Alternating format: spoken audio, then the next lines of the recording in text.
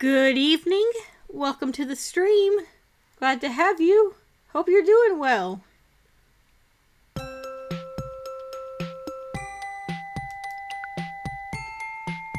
We're back at it on another dark and stormy Thursday night.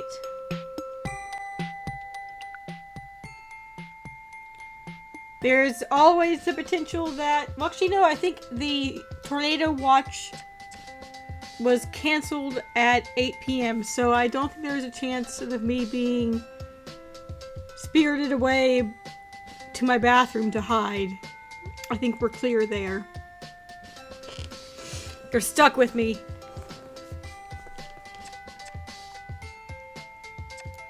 You know, I'm really interested. The game talks about, like, keep an eye out for anything odd.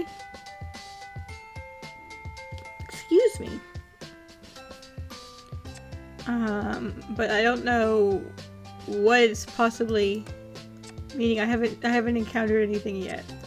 Anyway, I had a vision come to me about what we should name our chapter 4 character. After Oliver's untimely demise. Rip Oliver.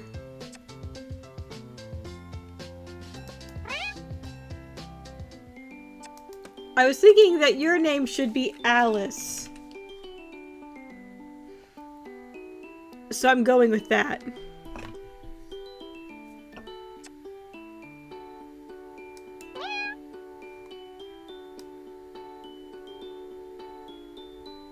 Chapter 4.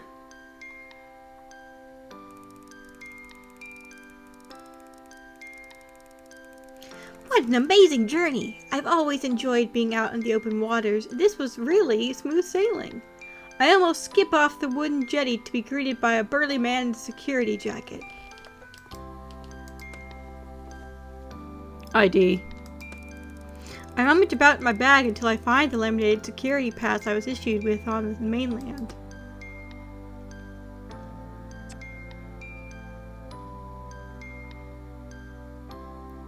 (107:17).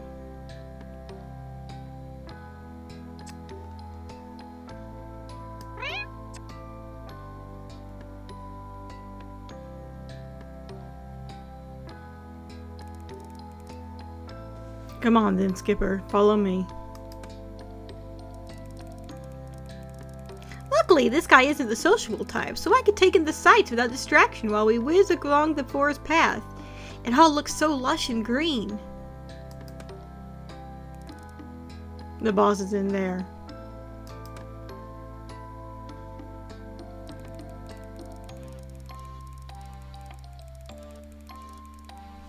Glad to have you on board, Alice. Shall we just go through a few formalities and then call it a day? That way you can get some rest before you start work properly tomorrow. Sounds good to me, sir. So first, shall we have a little refreshment?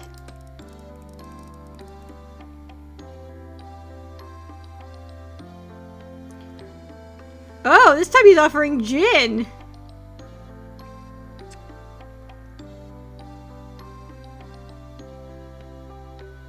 A coffee would be a welcome.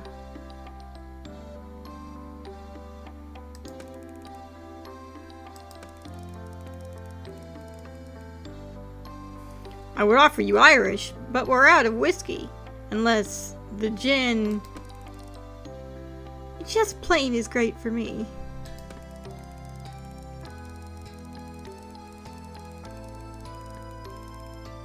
The rest of the day is taken up with procedural stuff, Professor Popper showing me around the island personally. It was nice to get to know him a little bit. He's rather eccentric, but in a nice way. The thing that stands out the most is my catalog. This technology is something else. I used to scan some cats, but it can do so much more than that. The professor was almost insistent that I keep it safe, which I intend to.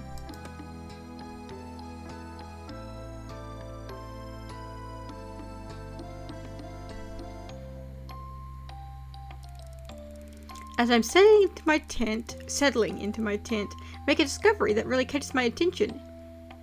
It's a notebook that was obviously written by my predecessor. They've left it under my bed, which is as good as an invitation to read it as far as I'm concerned.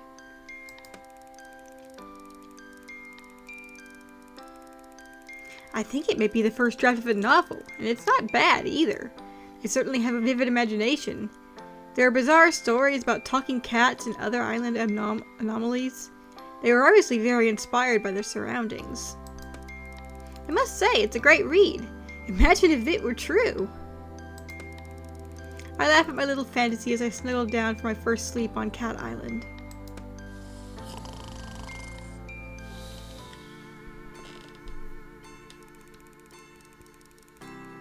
Sometime in the middle of the night, I'm woken by an intruder in my tent.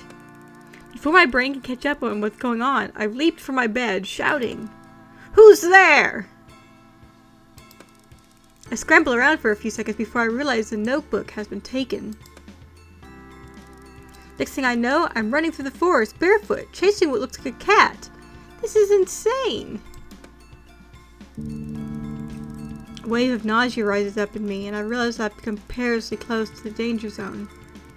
Remembering the warnings in the notebook, I try to turn back, but my legs give way under me. I close my eyes tight as I hit the ground. Hi, Obi! Come here! Oh, you're down the hall! Come here! My boy. I open my eyes. A calico cat is standing in front of me. It drops the notebook from its mouth. I wonder if McMurphy is gonna be like upset because Oliver died. I pass out. I wonder if Oliver will be acknowledged at all. Liver.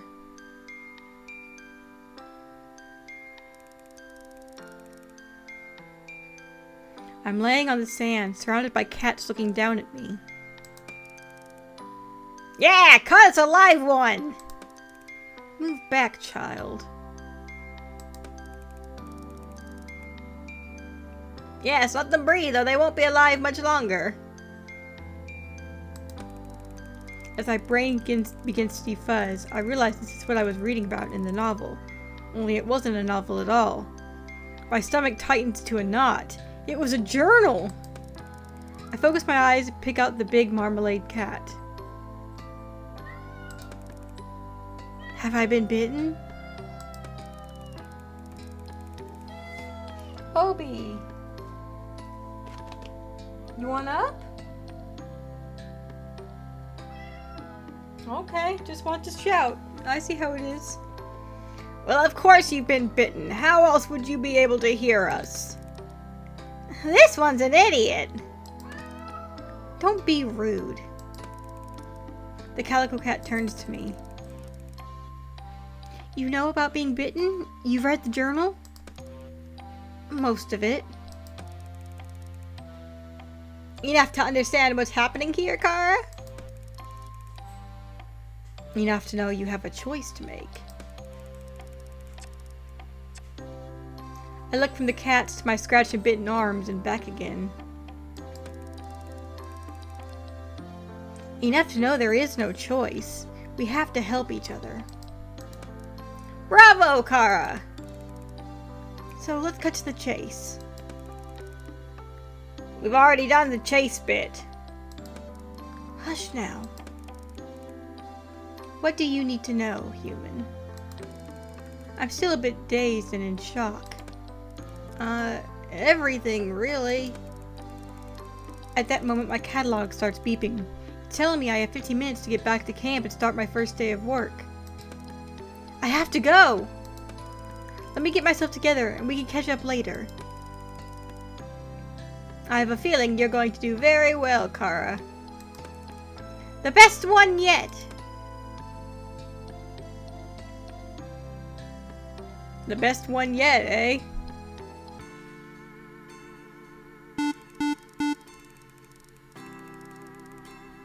I'm just about to enter the lab to begin my legitimate work when the catalog beeps. It's a message without any contact information.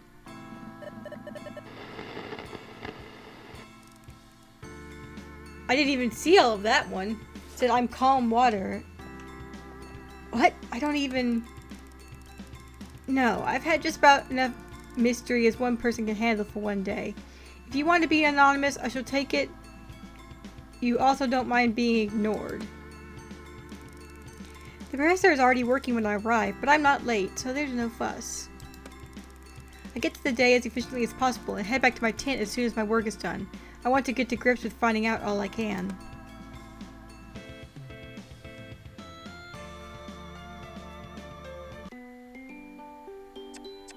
Ooh, extras! That must be unlocked because that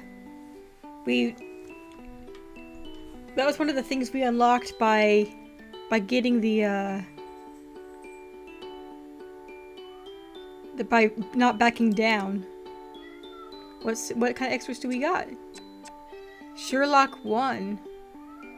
Ooh. We'll come back to this in a second. What can we romance this time? Trixie and Kibbles! Ooh!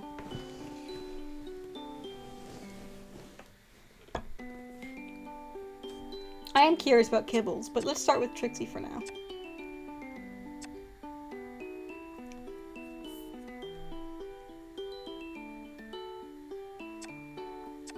I want Dawn to be here to see Kibbles.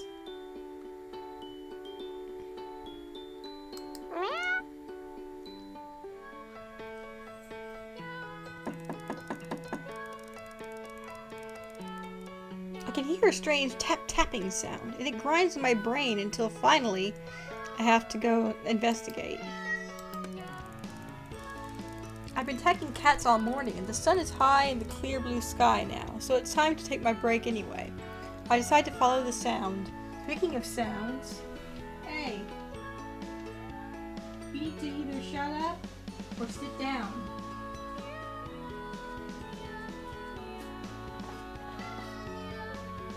Preferably both. Sorry, I didn't mean to bump the mic. I make my way further along the beach to inspect the rocks and cliffs that run around the perimeter of the island. Tap, tap, tap. It's hard to tell if it's getting louder or if I'm just getting more consumed by it. Suddenly the tapping stops, and I hear a new sound altogether. It's strange gurgling, like the sound of a babbling brook that runs through the deep forest. But I wouldn't be able to hear that all the way from the beach. I stand still and strain my ears, listening intently. There it is again! A short eruption of burbles. I look around suspiciously and notice a barely concealed opening in the contours of the rock face. I feel compelled towards it.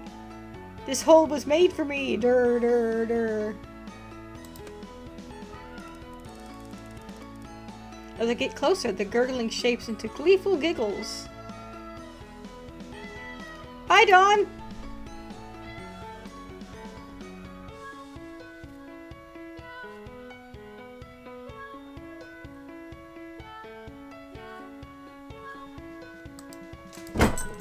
Oh, hello, Obi!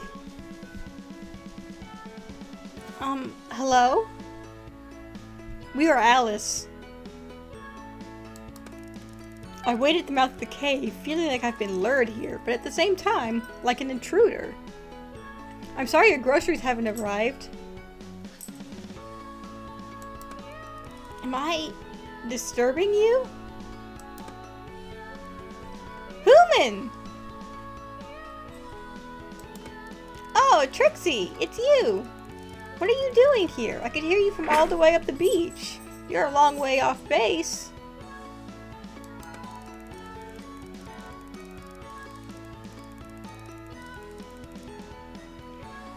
I could ask you the same thing, Human, but I won't because I know why you're here. You were drawn to me. I knew you would come sooner or later. I made it nice for your visit.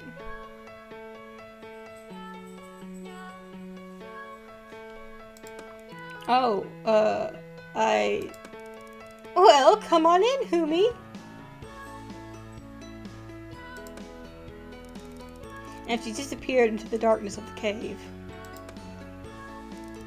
I squeeze myself in after her, and as my eyes adjust to the gloom, I am, at the same time, taken aback by the light. We're in a small cavern which should be pitch black, except it's not. There's a light source that my brain can't quite understand immediately.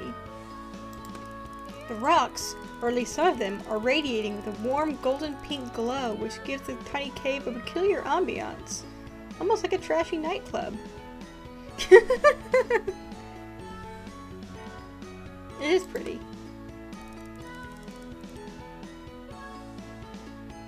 Take a piece of space and make yourself at home, Humi.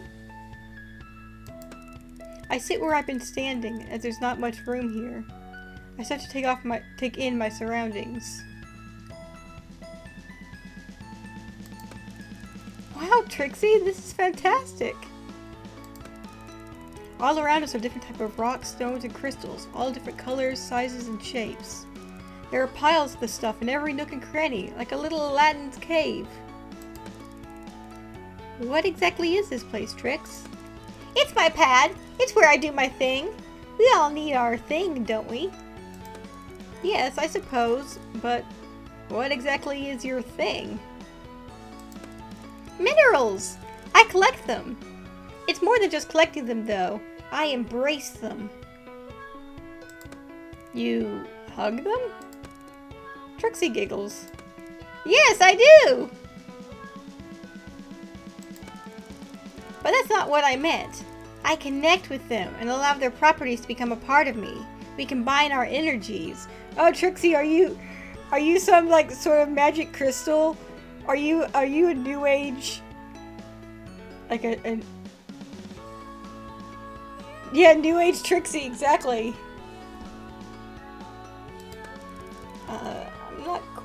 I'm not sure I quite understand. Look, it's easier if I show you. The small cat begins nudging and pawing at some of the stones until she has lined them up in front of me.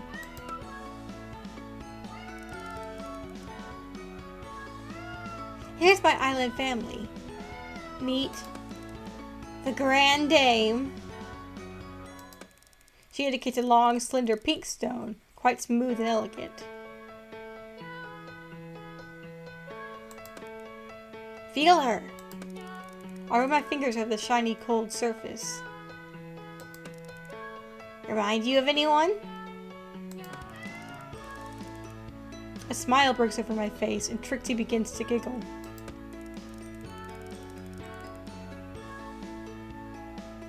Yep, you got it. Only don't ever tell Snooty that I'm calling her Grandma.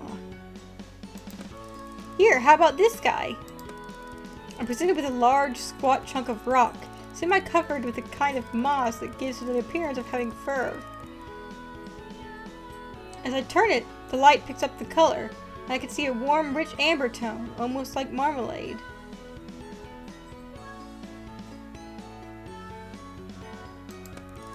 Makes me laugh out loud. That really is uncanny! The Major in rock form! Mineral, actually. But yes, Gramps has all the qualities to lead my little family.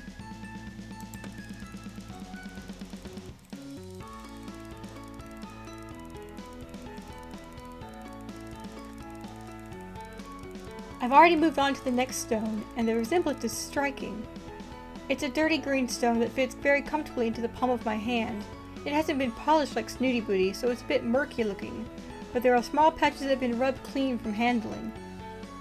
They are breathtaking emerald, catching the light so that the green sparkles, refracting and dancing around the cave.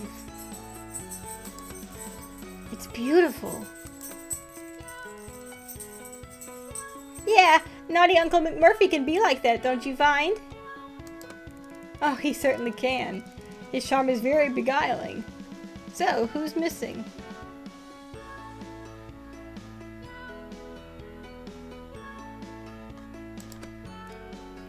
No one. So you're just gonna do Ravenpaw and Kibbles. Just throw them aside, huh? What about Kibbles? Take a closer look, Humi.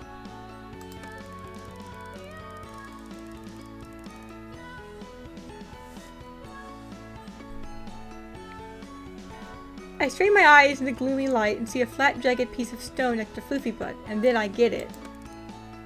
It's a pebble!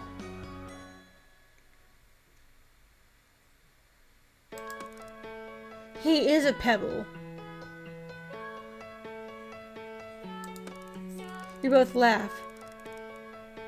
It really does seem to capture Kibbles, but it's hard to say why.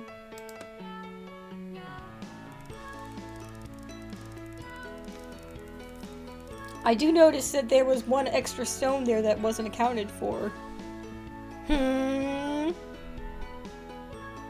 Unless she's supposed to be one of them. It's the energy. Everything has energy, and we're all connected by it. Allow me to demonstrate. Take my paw and close your eyes. I do as instructed and hold the tiny paw in my hand, being as gentle as possible because my fingers suddenly seem fat and clumsy by comparison.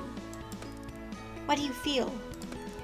She's warm and fragile, and I almost feel like giggling. A bit tipsy, really. Look at her drunk face! How cute!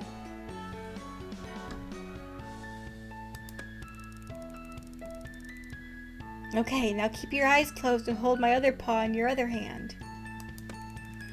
When I have both her paws, the feeling is intensified. I begin giggling out loud despite myself, and I'm overcome with a delicious feeling of joy. Open your eyes.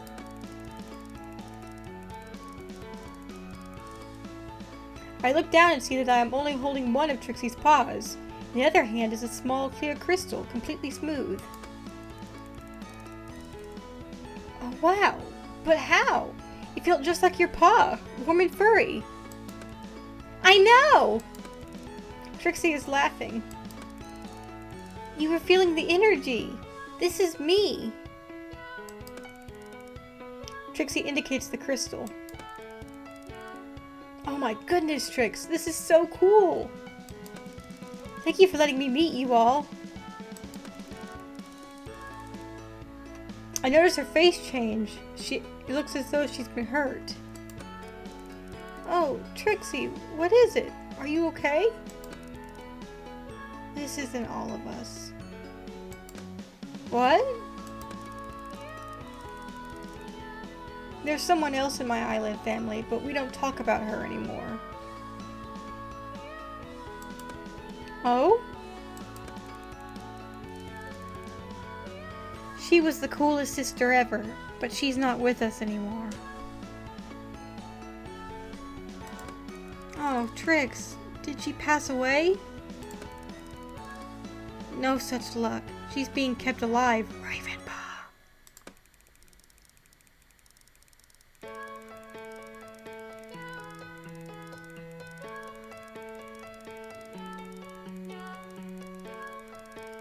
Trixie nudges a small black piece of stone towards me. I pick it up and look at it closely. There's thousands of specks of glitter running through it, giving it an iridescence. It looks like the night sky. I close my eyes instinctively and am immediately overwhelmed by the most intense sadness and despair. It feels as though all the pain of the world is captured in this little black gem. Gosh, Trixie, what on earth happened to her? I can't say. Not yet, anyway. She has taken the stone and hidden it before I even realize it's gone, and suddenly her mood has changed completely again. We need to get you one too, Humi. You should be mineralized, don't you think? I would be honored, Miss Trixie. You're really quite open for a scientist. It's actually a requirement that in order to be a good scientist, you remain open-minded. Let me read your tarot.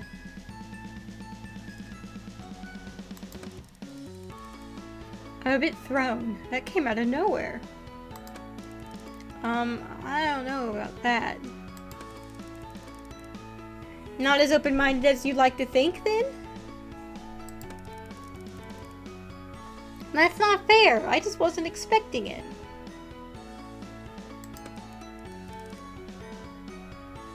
Come on then, yes or no? I'm not comfortable with that?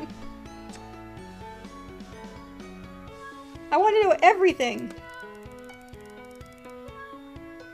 Okay, why not? I played tarot once in uni. It was great fun. Played tarot. Oh, Humi! Humi, tarot isn't a game! Of course not. Go on then, tell me who I'm going to marry. Cards are a step too far!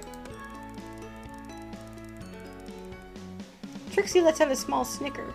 I don't know why, but I'm starting to feel a bit nervous. The calico cat produces a pack of cards with an intricate pattern on the back. Wow, that's a cool deck. Where did you get it? McMurphy got it for me. He won't tell me where from. He finds the coolest things.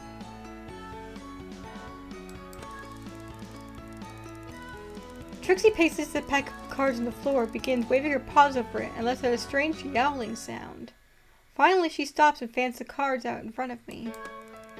Okay, your turn. Close your eyes and slowly run your hands over the cards until you feel drawn to one. Touch it, lightly. Repeat until you've chosen 3 cards.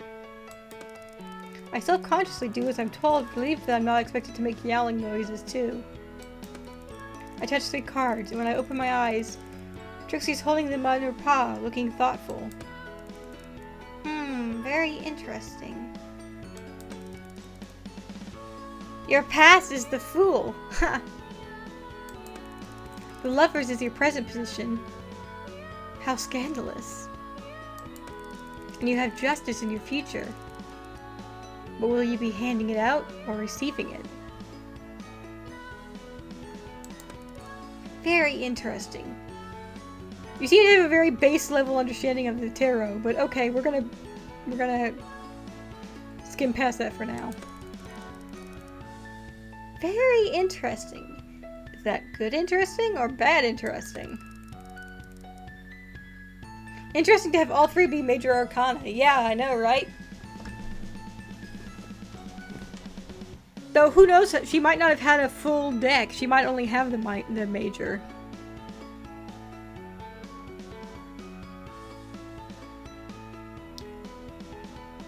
There's no such thing as good and bad, really. It's all just information to help you if you choose to listen to it. Okay, I'm all ears. Are you going to tell me that I'm a fool, a bit of a fool who falls in love and gets my just desserts? I notice that Trixie has become quiet and thoughtful as she studies the 3 cards. It feels like an age before she speaks. The position of this card represents your past, everything that has led you to your current situation. Ah, okay, good. She does know more in depth. The Fool is all about innocence and spontaneity. It's the first card in the major arcana and signifies beginnings. The Fool portends important decisions ahead which may not be easy to make and involve an element of risk for you. It's a powerful card, not to be underestimated. The next position is your current situation. The Lovers can be a misleading card because it suggests being all about romance, but actually, it's far more about making difficult choices. It warns that you need to consider things very carefully, because although a positive outcome is more indicated when this card is present, it also reminds us that pain is seldom avoidable. Finally, we have your outcome card, Justice. This augurs well for you, human. It's the most karmic of the tarot cards. If you behave with integrity, loyalty, and courage, you will achieve fantastic results and gain the highest possible successes. Beware, though, that the sword cuts on both sides of the blade. What? Who is calling me?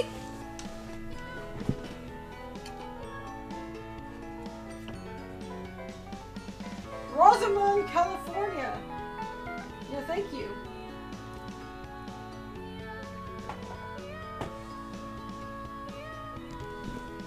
Beware, though, that your sword cuts with both sides of the blade if you... If you sow the seed of discord, you will reap disharmony in your life. There was the longest pause, and I realized she's finished my reading. Thank you, that was fantastic. You're really good. What did it mean? Oh, really, Humi? What did I say about listening? I heard every word. I just don't know what it means. Then go away and think about it. I will. I'll try. Just remember that it's all about interpretation. And listening? Interpreting the cards is listening. You need to listen to your inner voice, and the cards will help you hear it. I have much to learn. And I am happy to teach you, Humi. She is beaming and glowing in the strange half-light of her magical cave. The effect is quite hypnotic. Well, I shall look forward to that. Right now, I have a date with a microscope. Soon, Humi. Soon. I make my way into the bright sunshine and take a deep breath. I'm not sure what all that was about, but I think I rather liked it.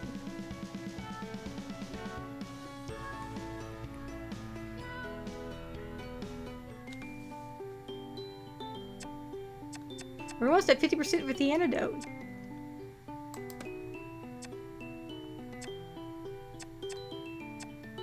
Ooh, we've got 3 researches.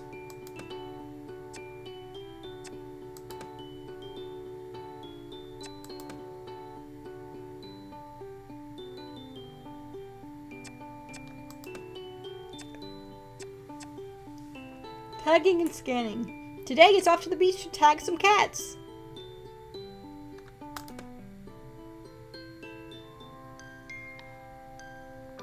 Ooh! Sunset! Here, kitty kitty! I'm out on tag and scan rotation. The sun is beginning to set and this beach is cooler. This is hunting time, so in theory, more cats will be drawn out from their hidey holes. The other time for tagging is midday, when they're at their laziest, but I find the heat too intense to come to this part of the island at that time. Something catches my eye and leads me into the forest.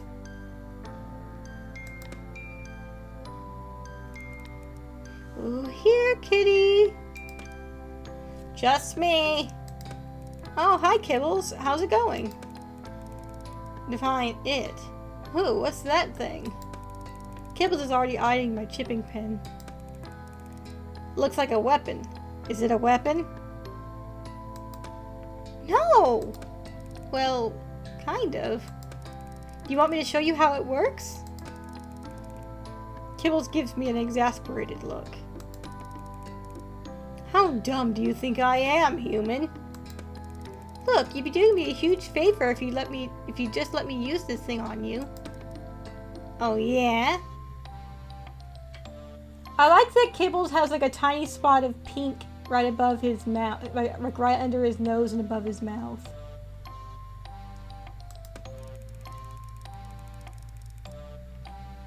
Yes, I don't think I can actually tag you twice, and I need all the practice I can get. Well then, catch me if you can.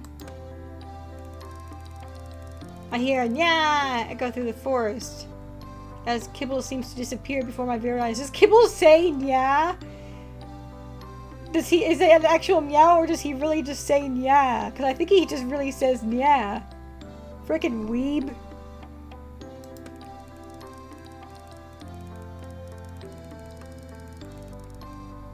Impressive. How did you do that? Kibbles? Come back. I won't shoot you, okay?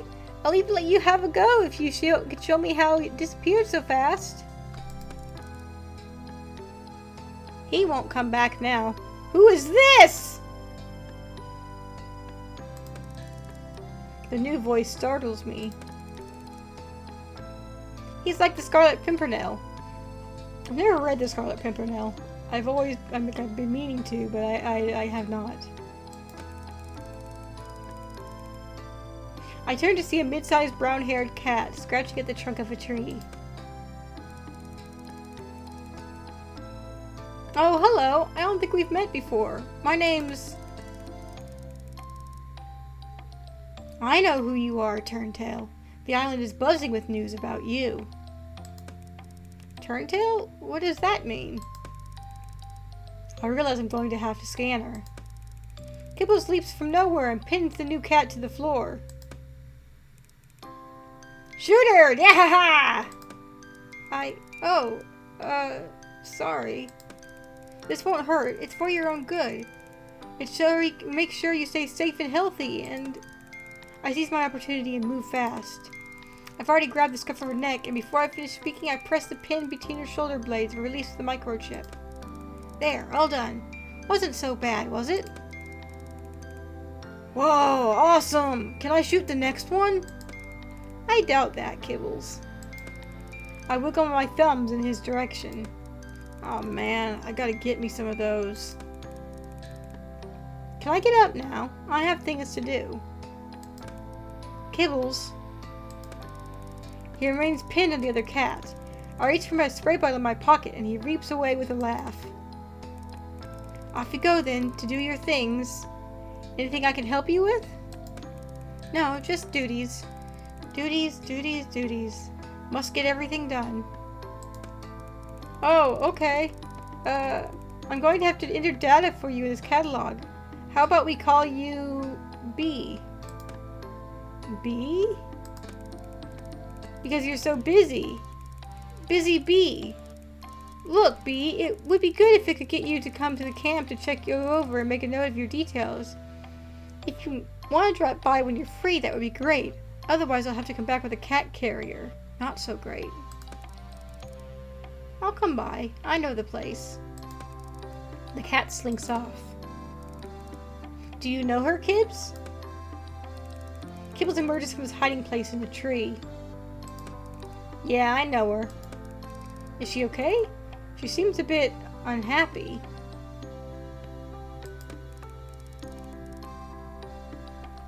Oh, she's fine. She's just like you is all. Like me? What do you mean? You're the scientist. You work it out. Kibbles vanishes again. A former researcher, huh?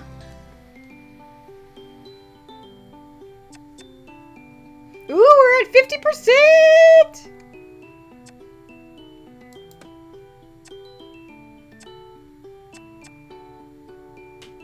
Only one recon to do right now.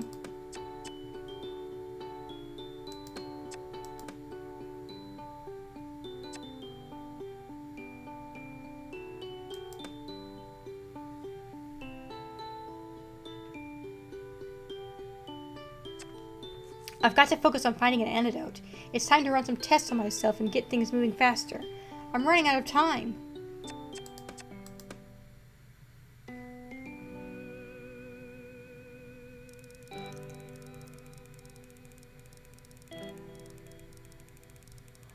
I've been devoting all the time I could spare to working on an antidote for the catification process.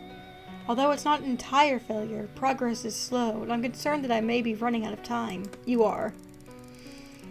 It's time I did some more tests on myself to record how the virus is progressing in me, and what effects it's having on my body.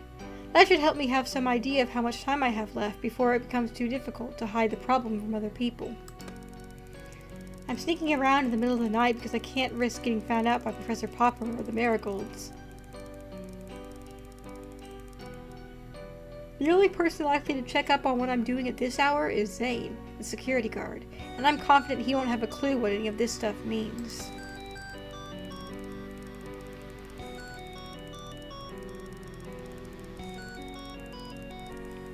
I start by taking my own blood, never an easy thing, but trying to find a vein when you're also trying not to look is very tricky indeed. It takes several missed stabs before I get it right, and I take as much as I dare without making myself feel woozy. I take saliva swabs from the inside of my mouth, inside my nostrils, in my ears, and finally from my groin area. I seal each swab in its tube and label them 007. Oh, 007, okay. Corny, I know, but it makes me smile.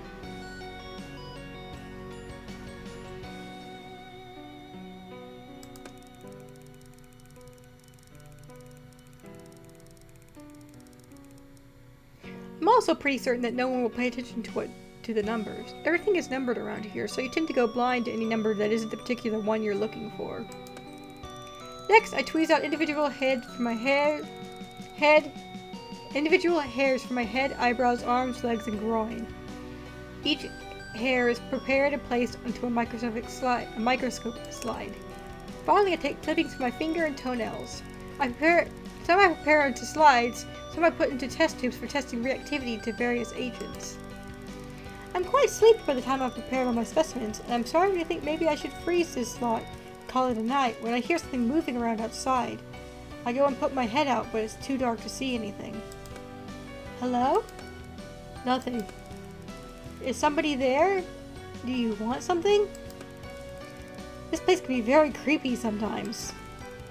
A little diversion has made me feel much more alert, and with my second wind, I decide to press on with my testing. I work steadily for the next hour and a half before I can draw any conclusions. The short-term test results indicate that not much has changed from the last time I did this. Clearly, I'm not progressing very fast, which is a big relief. However, I can see some marked changes from before. Mostly, these are based on the rate of cell growth and movement within my nail clippings and hair samples. Everything is growing more quickly. I'm a little disappointed not to have seen anything more informative, but I remind myself to be careful what I wish for. I place the long-term tests at the back of the specimen fridge and will check up on them in 24 hours. There's not much else I can do now. I clear away all the equipment I have used and leave the place in exactly the condition I found it. Even Miss Marigold won't suspect I've been here.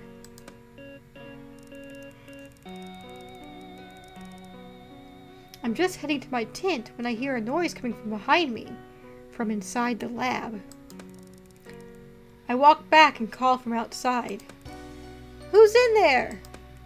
Silence. I have security with me. I hear how ridiculous this sounds and curse myself for being idiotic. I walk into the lab, put on the main light, and am stunned to see the tests I put in the fridge are out on the lab table. I have no idea what to do, so I just put them back in the fridge. But this time I use the padlock on the fridge door. Nobody ever bothers with it. I often wondered why it's even there. I don't want someone getting at my blood samples. I'm too freaked out to think straight now. I need to get to bed. I turn towards my tent and there's a huge dark outline of a man in my path. It's Zane. Evening. Evening. Working? Yep. Doing security? Yep. Good night, then. Good night. And as he turns away, I catch him say almost in a whisper.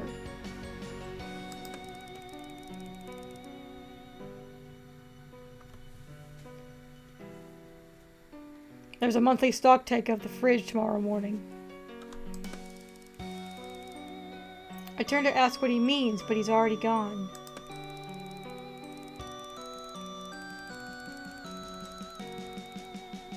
I realize I'm being given a helping hand, so I go back to the fridge and get my samples.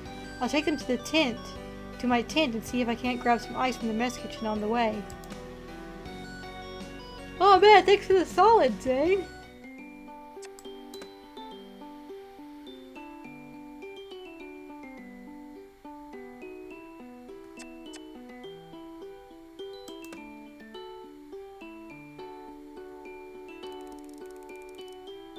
You had a lovely nap and wake up feeling revitalized.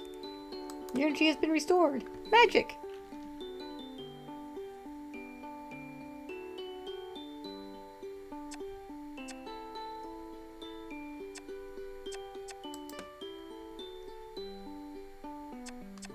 I want to know what these are all about.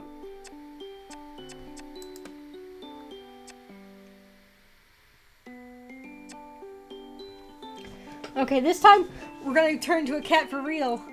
I want to see Alice's cat. Maybe. We'll see how it pans out. We might end up getting shot again. I feel bad that we've killed 2 people in this game.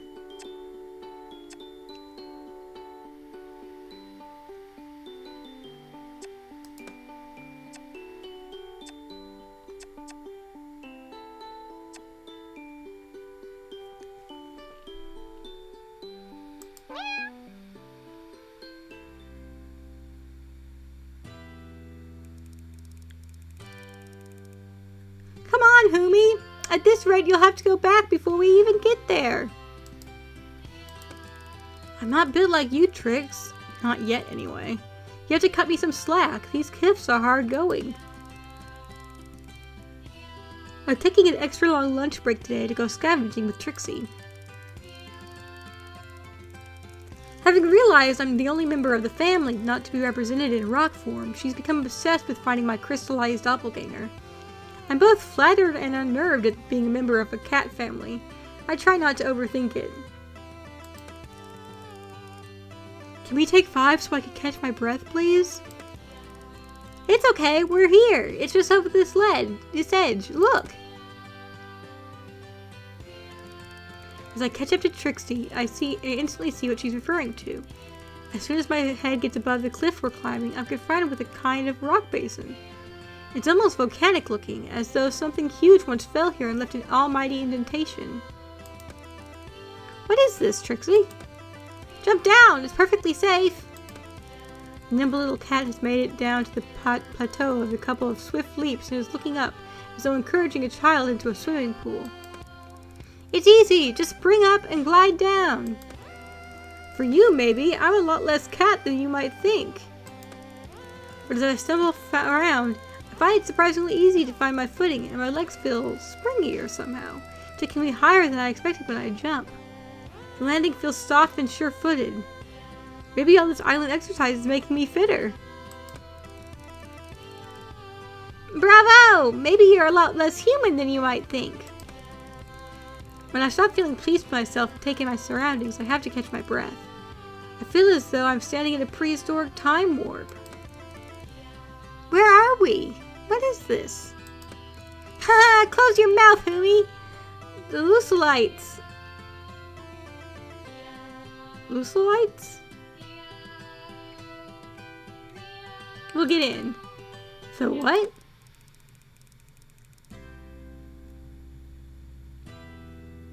Never mind, just get some of this and ditch dodge for the high road.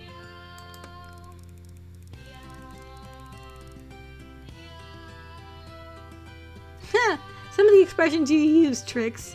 You do make me laugh. Were you born on this island? She's clawing at a rock like it's a scratch post. My parents brought me here in 1967. 1967? It's 2007 at the time of this,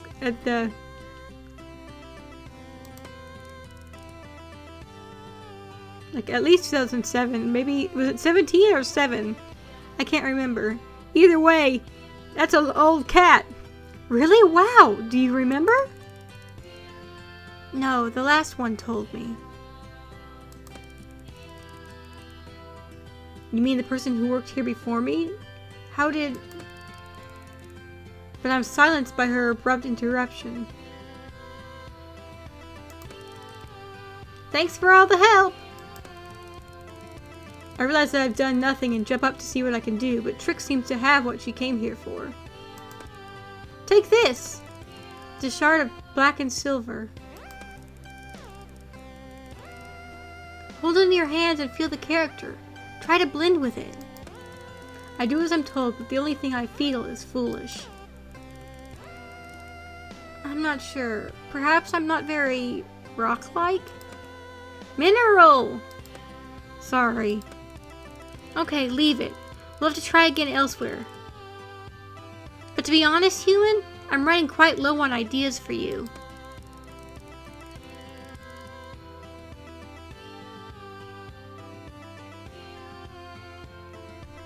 I feel guilty that I'm so difficult to place and wonder if I should try to make it better. Oh man, do we bluff through it or admit skepticism?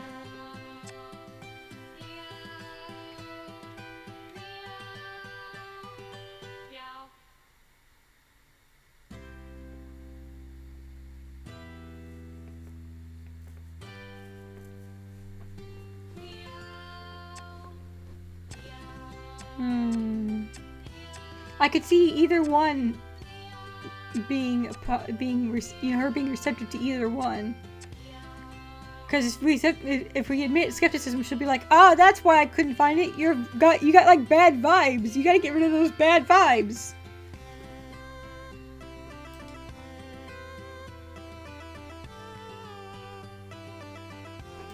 Oh man, I got the hiccups.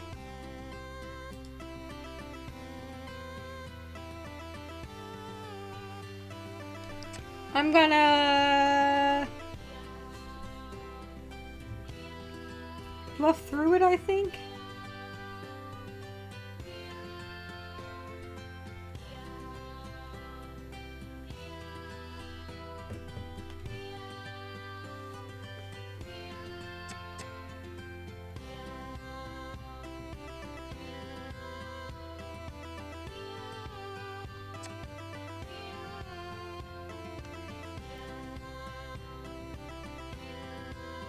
Okay. Bye, Dawn.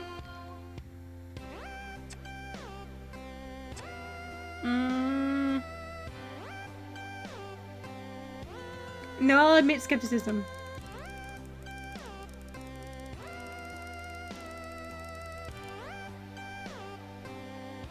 Look, I know I'm not very open to this stuff, but the truth is it makes me feel a bit silly. It's like there's this great game and I'm the only one who doesn't know how to play. It's not a game, Humi. It's very real to me. Hi, Lyra! I see that, and I believe that you are being totally genuine. It's just me. I'm some kind of Luddite, I suppose.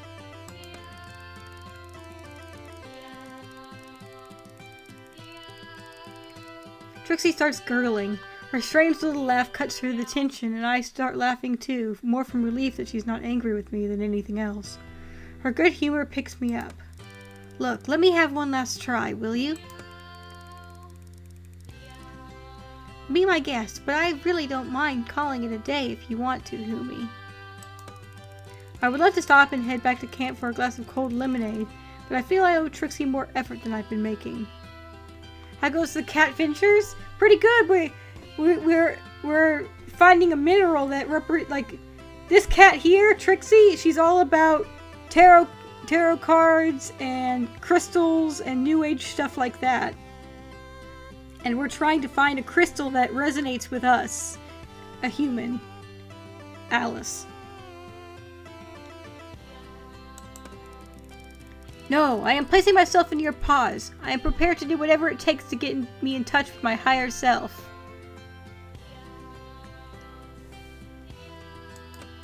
Oh, good use of terminology, Humi. 1 brownie point already. Okay, so stand up and close your eyes. I do as I'm told. Now feel the flow of energy come through your crown chakra. White light coursing through your body. Crown chakra? I'm lost already, but I try to follow what she's suggesting. Wonderful. Now slowly raise one leg and extend it behind you. Find your balance. I'm wobbling like a jelly. Good. Now extend your arm out in front of you. Stretch right out. Now bring your right hand towards your face with your fingers splayed. What? But I'm managing to keep a straight face. That's something. Now bring the thumb to the tip of your nose. Okay. And wiggle your fingers, Trixie.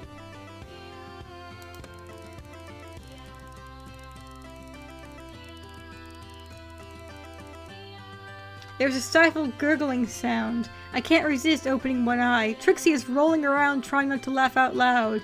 I see myself, how ridiculous I look, and join in with her mirth. That was mean!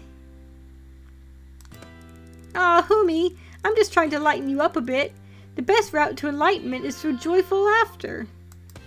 Well, whatever Christmas cracker you read that in, it wasn't wrong. We lay on the ground for a while, soaking in the energy from the rocks, and I can honestly say, I felt nothing.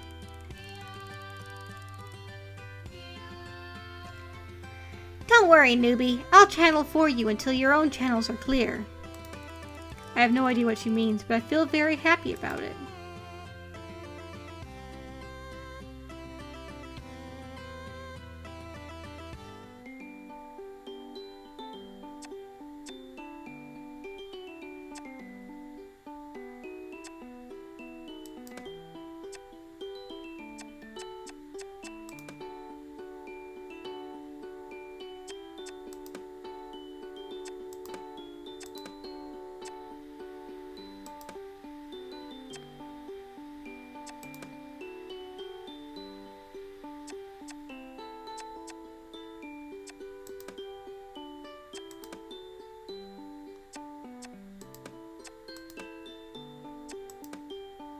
Alright.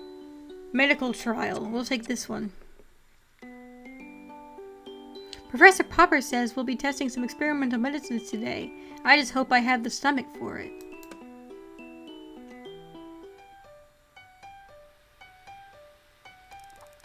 I arrived at the lab a little later than usual today. Got held up by the incredibly important task of petting all the cats I saw on the way in. Really crucial stuff.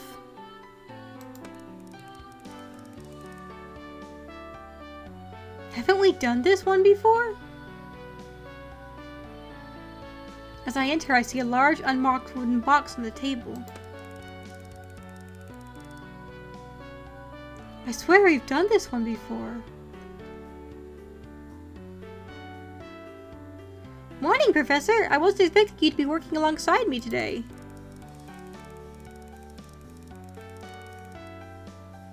I'm not, I'm afraid. I'm actually in a rather hurry, but I needed to explain to you the new protocol I'd like you to carry out for me. He opens the lid of the crate, and inside are rows of small clear bottles, each containing white fluid. What's this? Milk? No, these are samples from our offshore lab. Samples of what?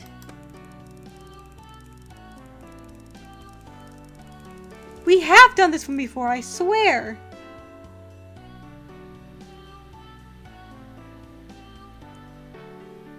So many questions. Curiosity is a marvelous trait for a scientist, because I remember being like, you dodged my question, Professor. Now I want you to run some tests on these. I want you to check how they respond to contact with compounds 16, 18, and 24. I noticed how deftly he evaded my question.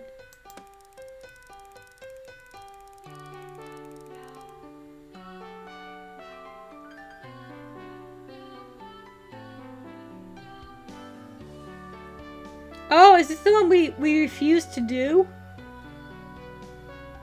And got sent home for?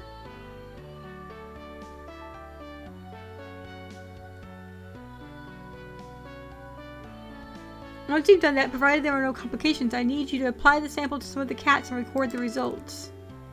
I beg your pardon? Apply the sample to the cats, Alice. We're looking for specific reactions. Of course, sir, but oughtn't I have a little more information before I start applying an untested product to a living subject? Look, Alice, I understand your concerns. Of course I do. However, once in a while, one has to trim the red tape, and this is one of those occasions. Now, I really am in the most awful rush, my dear, but I have complete faith in you. And suddenly I'm alone. I pick up one of the samples from the box. It looks like a miniature milk bottle, but the fluid inside is creamier than milk. I retrieve the compounds from the cabinet that the professor wanted me to test and spend some time combining them with the sample. From what I can tell, the compounds are some kind of organic material, but no one has told me where they came from or what they actually are. I look at them under the microscope, one by one, and add a little of the sample. It's a bit like glue, so it's hard to get to combine, but once I do, something odd happens. Oh, that's right! Yeah, this is the one that Oliver did that he refused to do and got kicked out for. He got kicked out for not finishing this one. For refusing to comply. The dead cells that make up the compound start to move excitedly. They aren't coming back to life exactly, but they are behaving like living cells.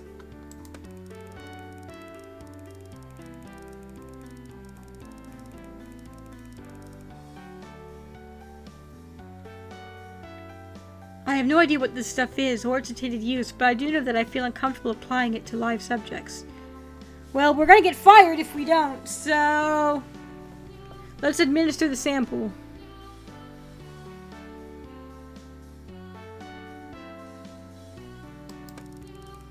I suppose I have no choice. The professor will fire me if I don't do the job I was hired to do. I try to stay professional and detached. I open one of the crates and retrieve Muffin, a slightly plump Persian. She starts purring as soon as I touch her. She's a little older than the other cats and loves the attention. I hope this stuff doesn't harm her. I set her down on the counter, get a little of the sample, and apply it gently to one of her legs. She seems a bit put out, but she's still purring. That's a good sign. I wait about 20 minutes and nothing has happened. Hopefully, another good sign.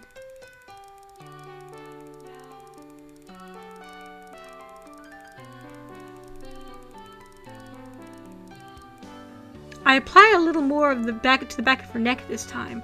I feel really uncomfortable doing this without any recommended dosage or guidelines. Flying blind goes against all of my training to date, but I have to have faith that the professor knows what he's doing. He doesn't! This is his project after all. After another 20 minutes, I don't notice anything physical, although Muffin does seem to be a little more energetic than usual. She's happily chasing my pin across the counter. I wrestle the pin out of her grip and make some notes of my observations and place her gently back in her crate. I decide to spend the night in the lab. I don't want to leave her alone, just in case anything happens. By 4 a.m., Muffin is sleeping soundly, and I can't keep my eyes open any longer, so I head back to my tent.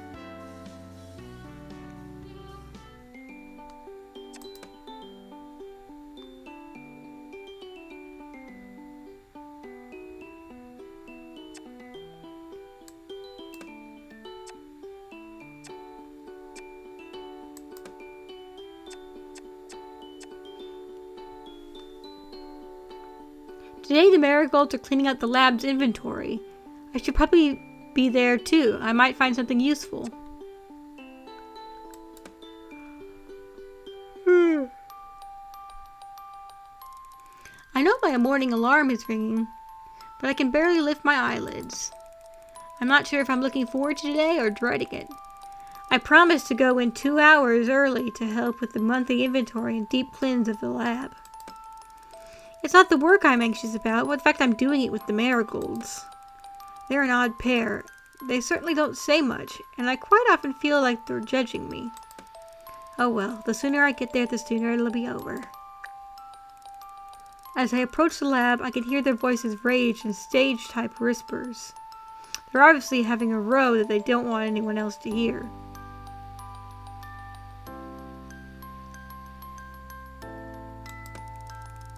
I loiter around for a few minutes to see if I could pick up any tidbits that would be helpful. I'm not nosy, I'm just curious.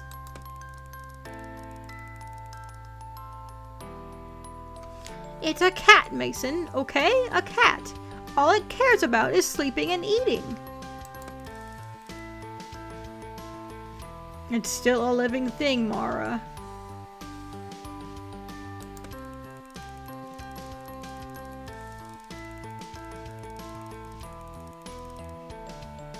A living thing! It's glorified vermin is what it is. You're calling a cat a vermin? Miss Marigold, please! You're putting us at risk. He isn't the sort of person to mess with, Mason. Loyalty to the company is #1 priority in their eyes. This is ominous.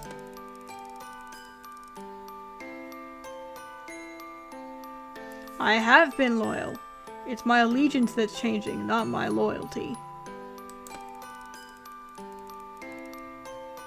Do you know how ridiculous you sound? Allegiance to who? A bunch of cats? Mara, you know they're not just cats. You knew when we signed our contracts.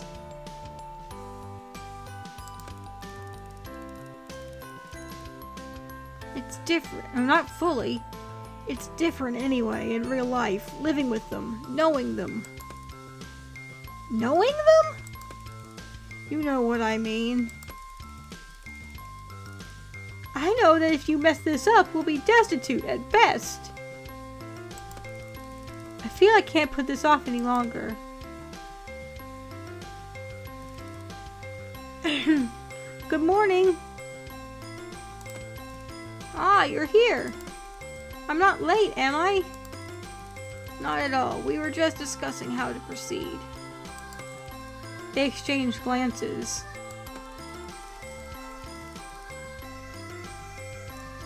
You two can get on with the stock check. Leave the sanitization to me. Sounds good to me. Where do we begin, Mr. Marigold? Call me Mason. I have the list here, so I'll call an item and you can tell me how many we have. Okay, Mason. And if I'm in your way, you just let me know. Mrs. Marigold. Ha!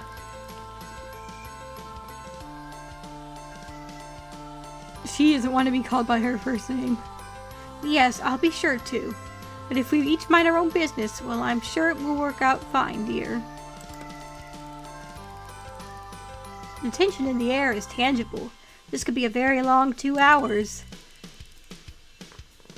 We start with the top shelf of the large metal cabinet. Standard test tubes. 20 boxes. Petri dishes. Tin boxes, mixed sizes. Beakers, large. 25. Beakers, medium. 20. Only 20? That's a bit low. Have we had more breakages than usual?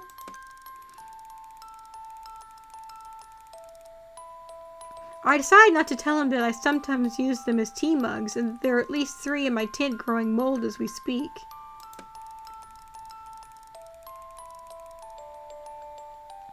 Yes, we've all been a bit clumsy lately. I know one was knocked off the counter by McMurphy this week.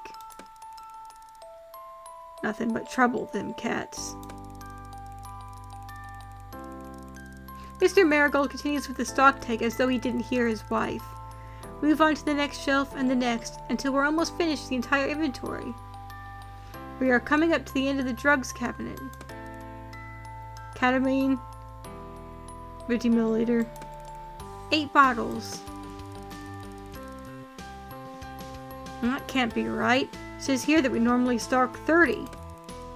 See for yourself. 2, 4, 6, 8. Do you use a lot of that then? No, on the contrary. It's mostly used for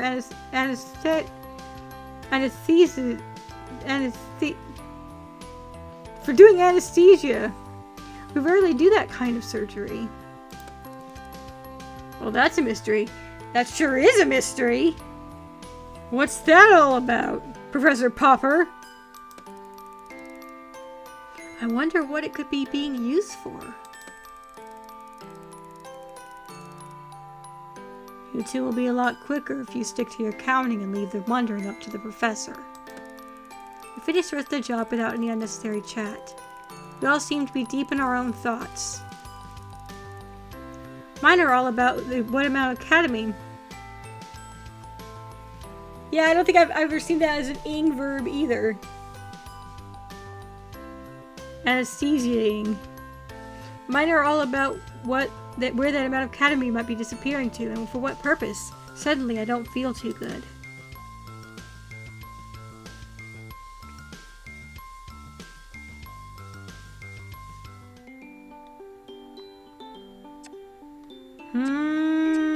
What could it mean?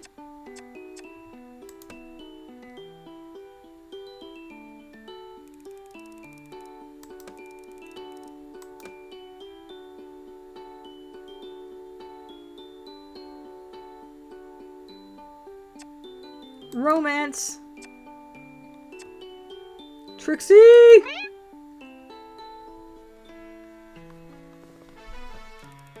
The sun is almost set.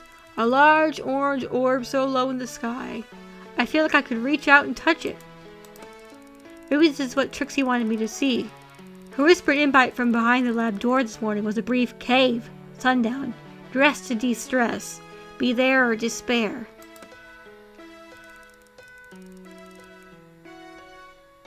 As I reach Trixie's cave, my breath is literally taken away. There are clusters of lucilites, tiny illuminated flies that look like strings of fairy lights hung all over the beach. They lead to the formation of rocks close to the water's edge, spotlit by the amber glow of the moon, and surrounded by the sparkle and twinkle of more lucilites. It's magical. I call to Trixie as she emerges from her cave, dragging something in her mouth. I dash over to help her. Whatever it is, it looks too heavy for the delicate calico cat. Oh, thank you. I'm almost done. Could you take it over to the seats? She's indicating to the rock formation I was just admiring, And now that I see it from this angle, it really does look like a seating area. In fact, the whole area looks like a stage, beautifully lit and set.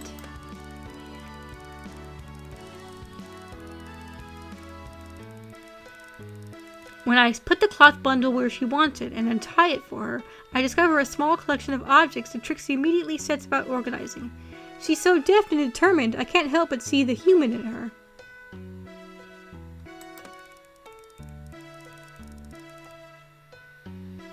Can I do anything? This looks fabulous, Trix. How did you manage to stage the Lucilites? She laughs.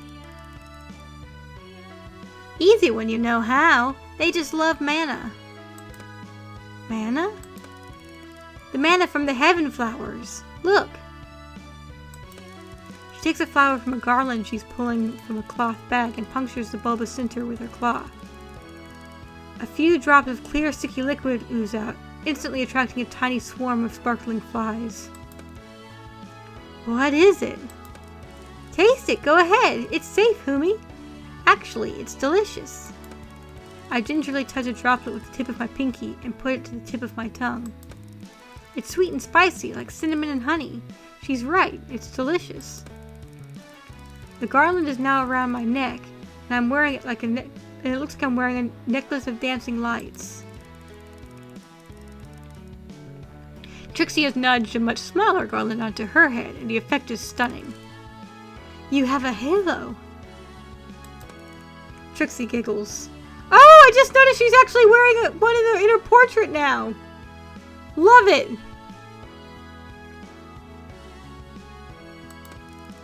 Oh, she's wearing one here too.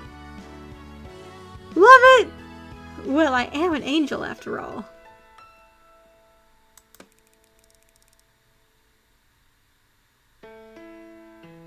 This stuff is good. Is there manna in this?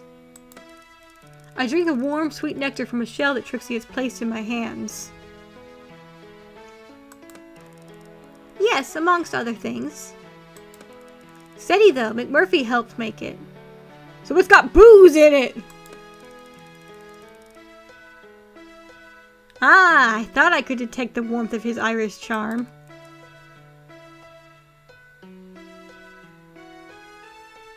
Slante, Murph. I'm assuming that's like cheers or something in Irish.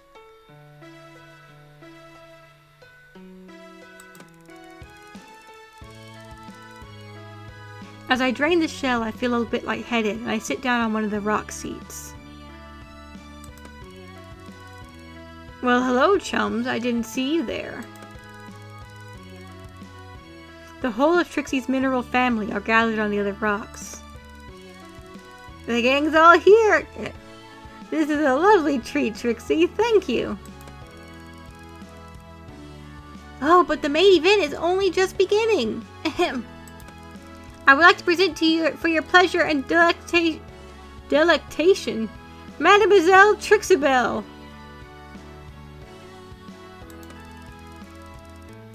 I clap enthusiastically, but I have no idea what's going on. I'm having a ball anyway. Then it begins. Trixie has taken center stage, throws her head to the full moon, and lets out the most almighty sound. It's long and loud and weird, a strange concoction of meowing, hissing, and purring all together in a cacophony of ear-piercing caterwauling.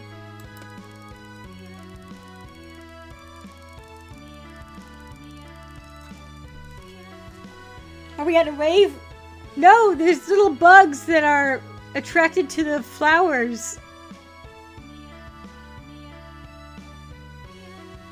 It's kind of like a rave. Welcome back, Dawn. For a moment I'm confused. You gotta check out the recording though. There's some sketchy stuff going on. There's like a whole bunch of medicine that's used for anesthesia. Like there are only 8 bottles of it. And normally they stock 30. So it's like, who's using all of this? For a moment I'm confused, but it's like another part of me starts to take over. A part of me that understands this awful racket. And my ears rearrange what I'm hearing until it sounds like singing. Looked it up, and yeah, Slante is used for toast, and apparently it comes from the word slan, meaning health. Neat. I probably mispronounced it, sorry. Beautiful singing. Sad and plaintive, and then rising to hopeful and rousing until I'm compelled to join in. I throw back my head and let out a sound I didn't know I could make. Come on, Humi, come up here. Trixie inviting me to join her on the stage.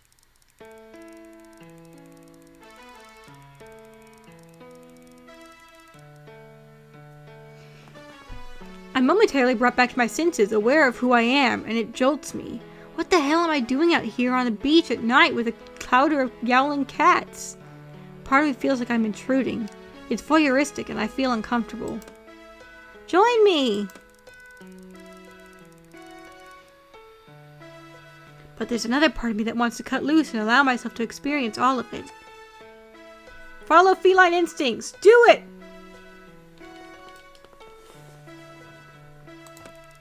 I leap gracefully onto the platform next to Trixie.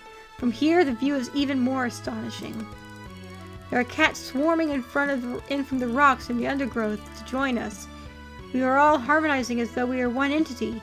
Tails intertwine as lucilites dance around us. Trixie has begun a kind of dance, stretching and twisting her whole body. She looks elastic. I begin gyrating too, and it feels fantastic. Every muscle and sinew is malleable.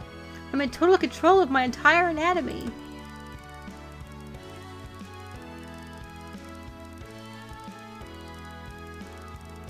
Before I have time to take in what changed, I am running at full pelt, with Trixie following, and behind her a whole string of cats, all scampering in a serpentine line, with me at the head.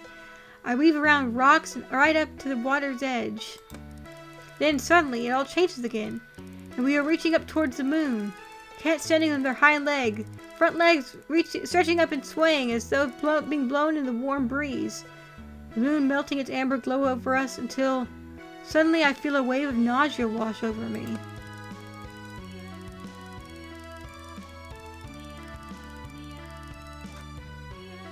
I break from the other revelers and crawl on my hands and knees a little way up the beach.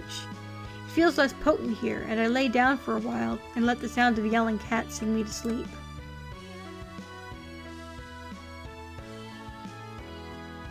That was definitely like a weird cat rave, alright. Alright, let's do another.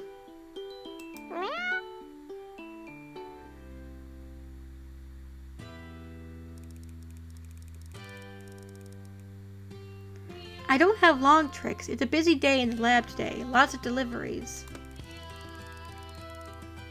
Trixie is pulling at the corners of the cloth she's laid on the ground. I know you're a very important and humanly person, but I think you'll be pleased you gave up a bit of your time for this. She's produced a small box wrapped in pretty paper with a ribbon around it. Oh my gosh, where did you get this from? Did you wrap it yourself? There's no need to sound so surprised. I thought you knew by now I'm a very clever cat. Well, open it. I don't want to spoil it, but... I tear off the paper in bows, and as I toss them away, Trixie leaps on them, delightedly playing cat and mouse. Come on, Humi, need help? No, it's mine. We tussle for the box playfully, and eventually I retrieve it and take off the lid. Oh wow, Trix, it's a... Quakestone! Oh, of course. It's lovely. Trixie starts to laugh. Oh, Humi, you're so funny. It's not lovely at all. But it is useful. She's right, it's not lovely.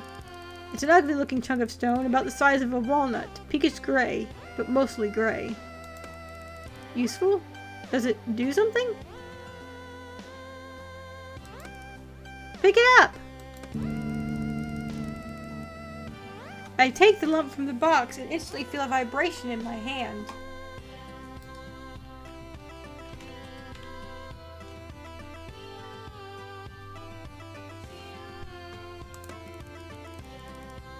Whoa, that's weird. What is it?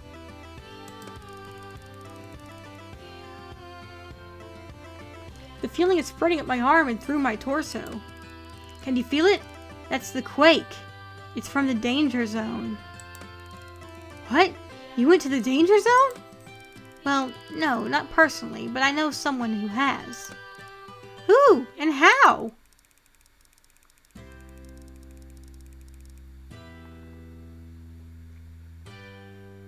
I like how she's not answering the question of who and how. Well, I guess she's answering the question of how, but not the question of who. Was it Ravenpaw? Did Ravenpaw go to the danger zone? Quickstone! It alters your energy, transforms your frequency. It makes you in tune with the danger zone so you don't get zapped.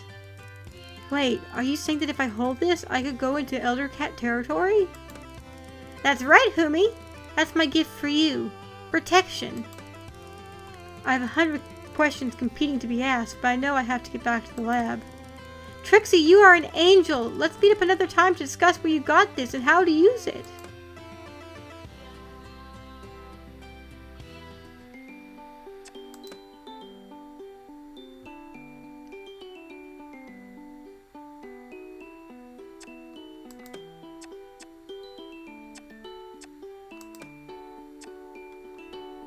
The stone that Trixie found is fascinating. I've just got to take a closer look at it.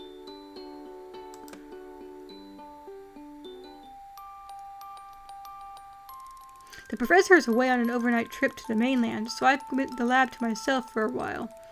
I've been running tests on the quake stone that Trixie gave me for hours now, and I'm no closer to understanding how it works. It emits a constant pulse, but I can't figure out where the energy needed to generate the vibration is coming from. Looking at it under a microscope, the structure seems less like gem and more organic. It looks like very smooth, interlocking scales which move and shift very slowly. It's as if the rock breathes. I sit back and try to clear my head. I wonder. An idea that's been half forming at the back of my mind all day, and now it's loud and clear. I need to go to the Elder Cat's territory and see if I can't join in some of the dots up in situ? Can't join some of the dots up in situ, but I don't know what that means exactly.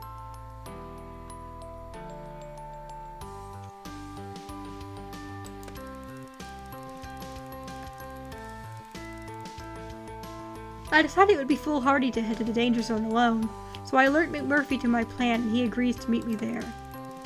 I throw a few things that I think would come in handy into my backpack and set off, swinging by Zane briefly to let him know that I'm going off out of the grounds for a couple of hours. He's in his seat down by the water's edge. Hi Zane, waiting for the supply boat? He hasn't bothered to look up from his paper. No, that's not till tomorrow, to bring the professor back. Ah, okay, just catching some rays then, eh? He carries on looking at his paper and doesn't respond. Well, just wanted to let you know I'm going on a field trip today. Now he shows an interest. Aren't you meant to stay in camp when the professor is away? In case something happens to one of the cats. Yes, strictly speaking, but everyone is doing fine, and I intend to only be gone for an hour or two. You can cope, can't you? It's not a question of me coping. It's a question of you breaking the rules. My heart sinks. But if it's important, then I expect you have to do what you think is right. I'm taken aback. I get the feeling he's giving me his blessing without saying it. Thanks, Zane. Wise words. I turn head back up the jetty path. But it might be a good idea to let me know where you're going, just in case. They're all fine, I promise you. My concern was for you. Oh, Zane, I'm touched, but I'll be fine too. Thanks for caring. Even so.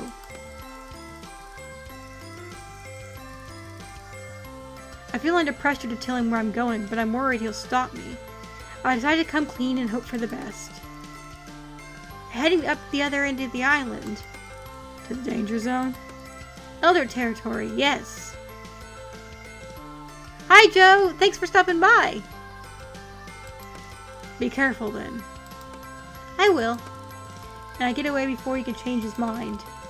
I wonder why he was so easygoing about me sneaking up to the danger zone while the professor is away. Maybe Zane's not so bad after all. I haven't seen any sign of McMurphy.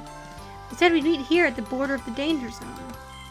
I'm squeezing the quickstone in my hands, and I can feel the vibration gently pulsing up my arm.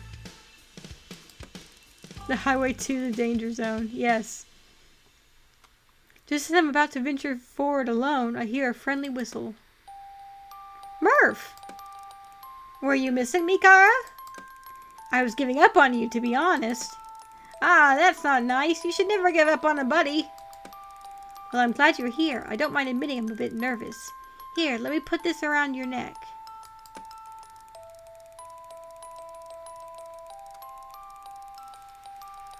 I've made a collar for him by drilling into a piece of quakestone and threading some twine through it. I don't want either of us to upset the elders. We need all the protection we can get, although I'm not sure this will even work. It's a big risk. Come on then, stay close to me. And you to me, Kara, and you to me. I can hear the amusement in his voice as he springs ahead of me and crosses the line into the danger zone. For a split second, I hesitate. I want to see if anything happens to McMurphy. If something does happen, I want to be able to get help. Not making me your cannon fodder, are you, Kara? Just watching your back, Murph. And with one large step forward, I move the line. I stand still for a moment to feel the difference. And there isn't any. I feel exactly the same pulsing from the quakestone, only now it seems to be all around me. It begins to tingle. Can you feel that? I most certainly can, and a beautiful thing it is. He's right. It feels really relaxing without being drowsy. My mind is super alert, and I feel much more energized than I did even a few minutes previously. There are some elders over to the right. They must be able to see us, but they don't seem to be bothered by us being this close. As I take in my surroundings, I notice that there are large rocks that all appear to be made of quakestone. We skirt along the edge of the area, keeping as low a profile as possible. I can't believe we're doing this! Oh, Kara, I wish I could show you your face. Why? Because you're grinning from ear to ear. You look like the Cheshire Cat. Maybe we've gone through the looking glass. Oh man! This is perfect because I named her Alice!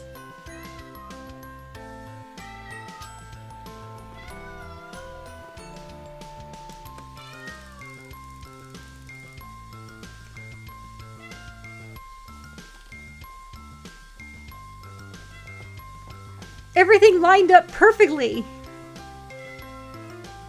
It was destiny that I named her Alice. Hi, Obi.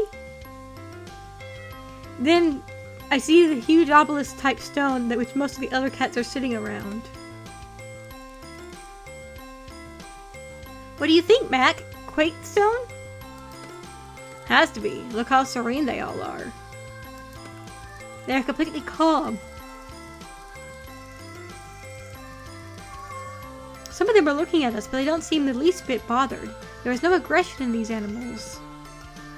They are in total harmony with each other and their surroundings.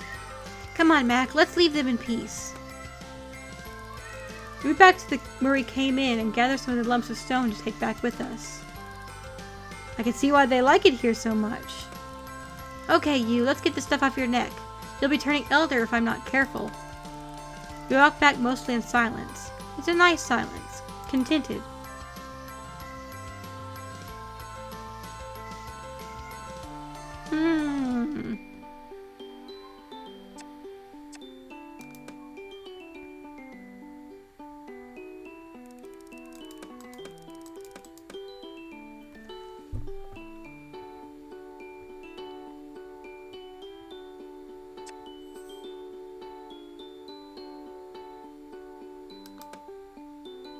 $59.7.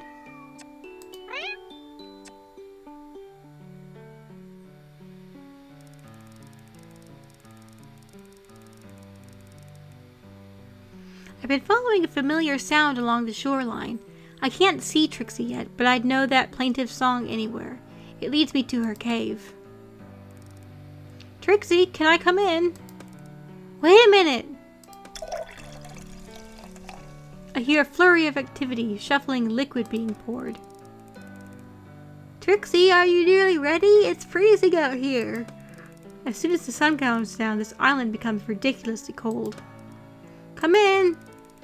Her voice is slow and sing-song. The cave is warm and welcoming. There are flower petals scattered on the ground and little jars of lucilite in every corner. Trixie is stretched out on a rock as though she hasn't moved. Hello, you. Long time no see. Hello, Humi. I wondered when you'd show up. As soon as you invited me, actually. She ignores me and indicates a jar of amber liquid. Help yourself. She's in one of those moods, so I sip a sip of the mana juice and make a note to go easy on it this time, remembering how potent it is. So, how's Trix? Great! You've not been around for a few days. She doesn't respond. I thought you were avoiding me. I force a laugh, but now I'm beginning to think I was right. Have I upset you, Trixie? Well, in a way, I suppose you have. Oh, I was kidding, but tell me, what did I... She cuts across me. I don't mean to be rude, but would you mind just shutting up and letting me talk for a while? Oh, of course. I'm a little anxious about what's coming, but I do as I'm told and sit in silence. Life. She pauses and smiles. I'm not sure if I should respond, so I just smile back.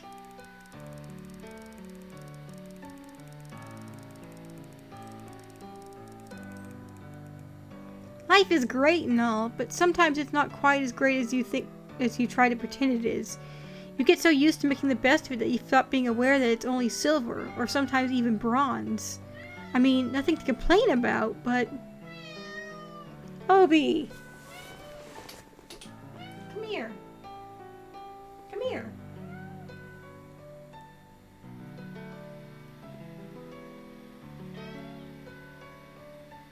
Sorry, I'm giving him scritches.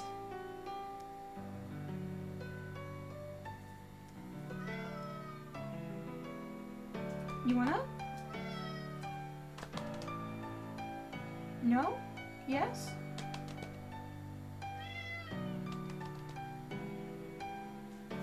That's what I thought. Oh, there's a good boy.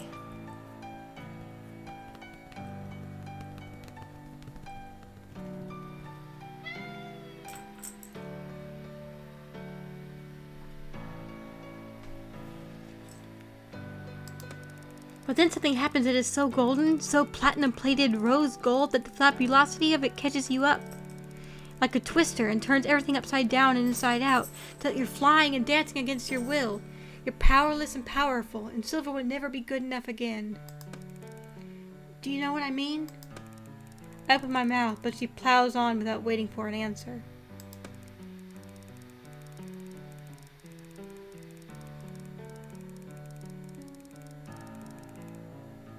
I feel it now, the fizzling in my tummy, the fluttering of my heart.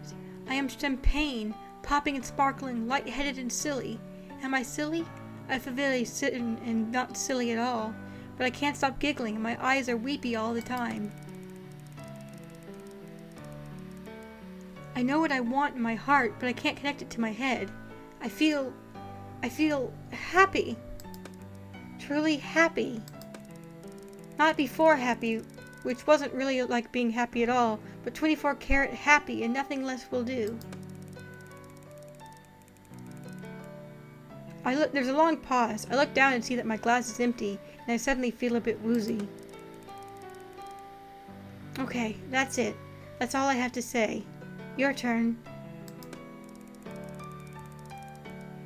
Oh, I'm not very good at speeches, and I don't think I can match yours.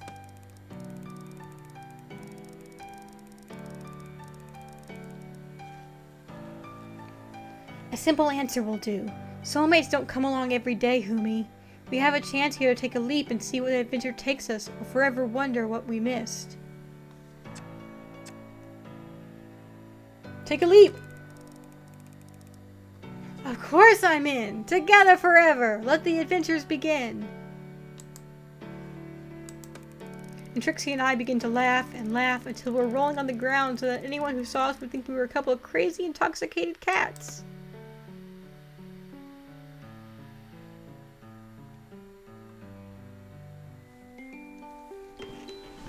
We have successfully romanced the cat!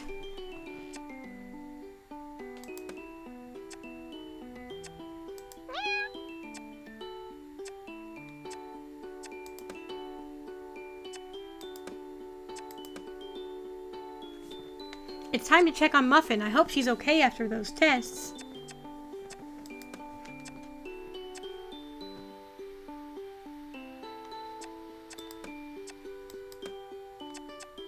I hope she's okay too, but I'm worried.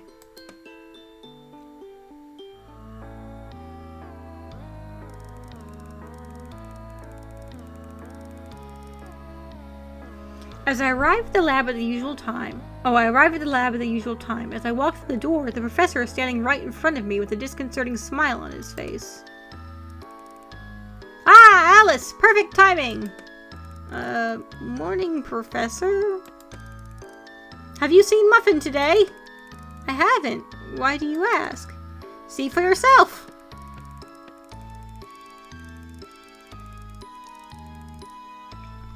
He steps aside, and as I enter the tent, I immediately see what he's referring to. Muffin is bounding and scurrying at breathtaking speed, sending everything in her path flying. Crikey, Professor! What on earth has gotten into her? Look at that happy cat.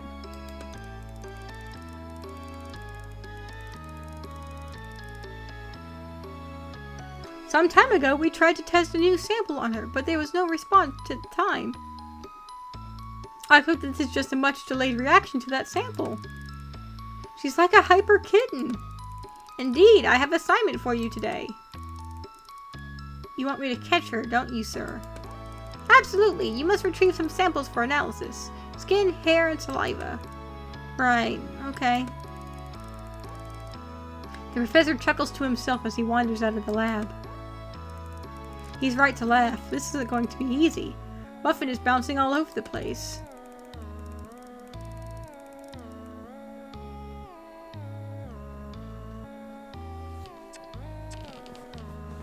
Do we lure her with food or sit down and let her come to us?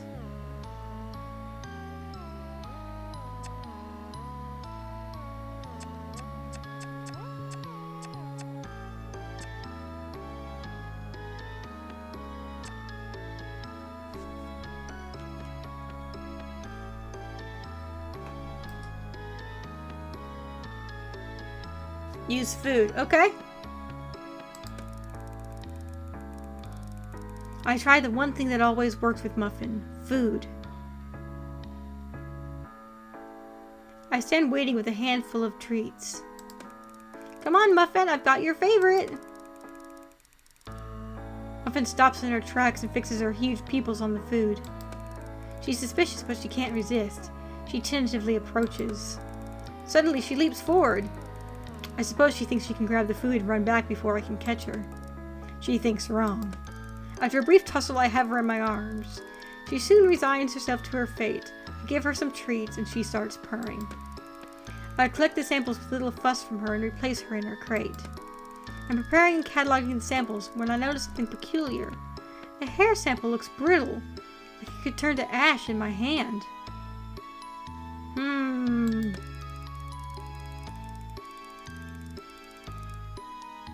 I glance up at Muffin and she's sleeping in an unnatural starfish position, as though she conked out mid-leap. It makes me feel uneasy.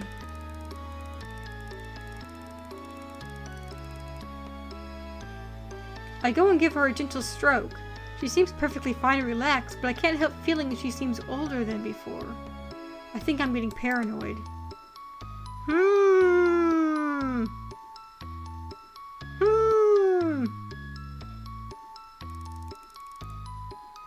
I've come to the forest to gather my thoughts.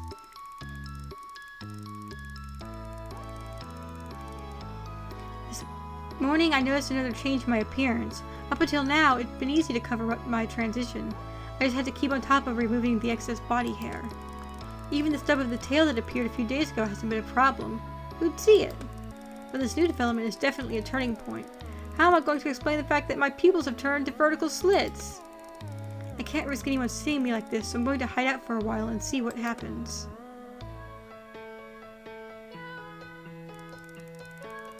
Oh, look at Alice!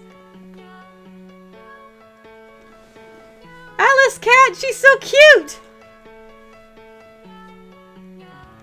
I'm exhausted. Can we stop for a second to catch our breath?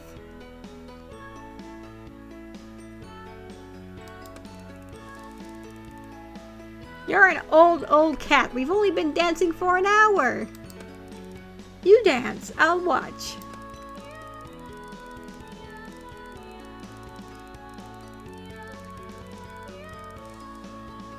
As she giggles and dances while I recline against the rock in the evening sun, cooler but still deliciously warm. How did I get to be so lucky?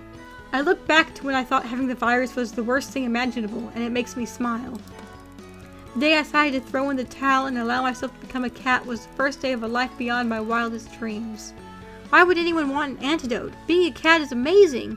Being with Trixie is even better. I lazily stretch and slowly fall into a nap. Trix settles beside me, and the two of us curled up. Our bliss is only briefly disturbed by the familiar sound of the ferry arriving at the pier.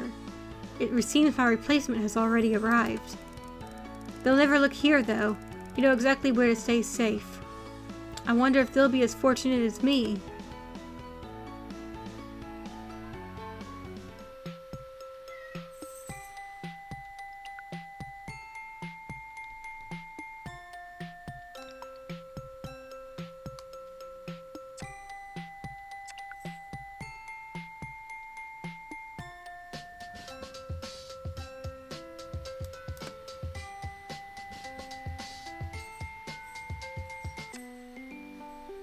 Alright, we've got 2 left. Who are we gonna be next?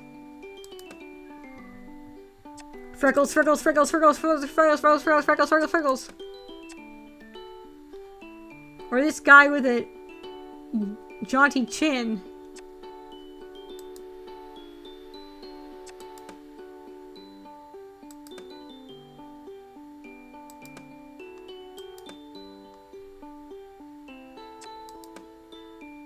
Freckles it is. What is Freckles' name? Ruby, that's a cute name.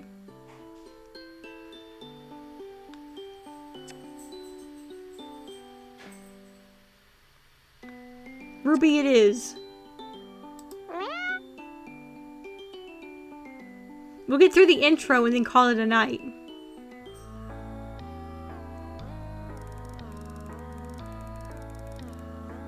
I step off the boat and onto Cat Island. I'm full of anticipation about what my first day will bring.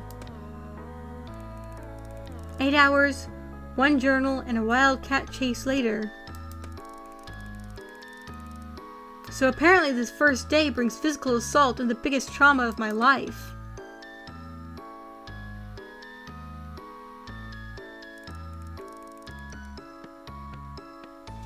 Oh, we don't get to see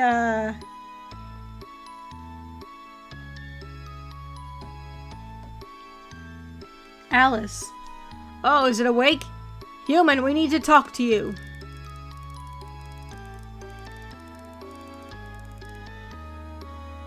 Save it. I know how this goes, fluffy bum.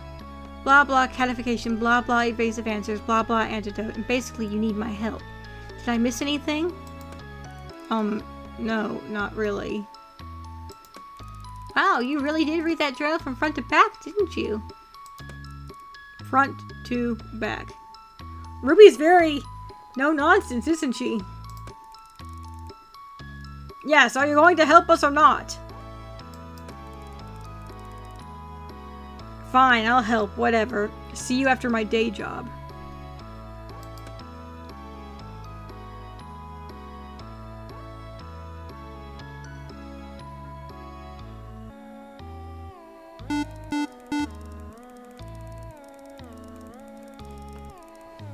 I return to camp feeling a bit less grumpy. I'm about to enter the lab to begin my legitimate work when the catalog beeps. A message without any contact information. Stitches get stitches. Who the hell?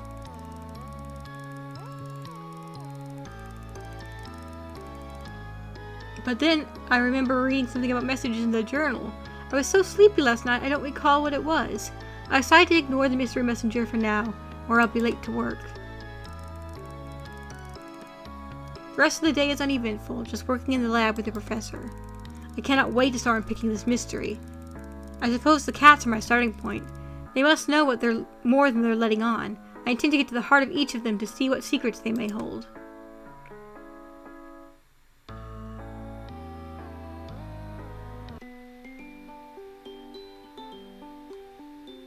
Alright, gang.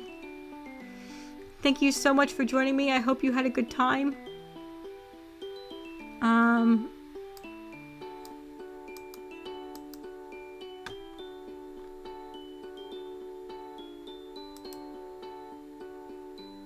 You can check out the next episode in the top right. See some more things you might like in the bottom right. Subscribe over on the left. If you're watching on Twitch, you can't do any of those things, but you can follow me, and I'd really appreciate that. And if you're watching on YouTube, hey, thanks for getting to the end of the video. Or just scrolling to the end, you know, whichever. You can check us out live on Twitch on Thursdays and Saturdays at 8 p.m. Central Time. We'd be overjoyed to have you. Obi! Okay, yes, it's bedtime, I know. Alright. Good night, everyone. Take care. See you on Saturday for Princess Maker 5. Good night.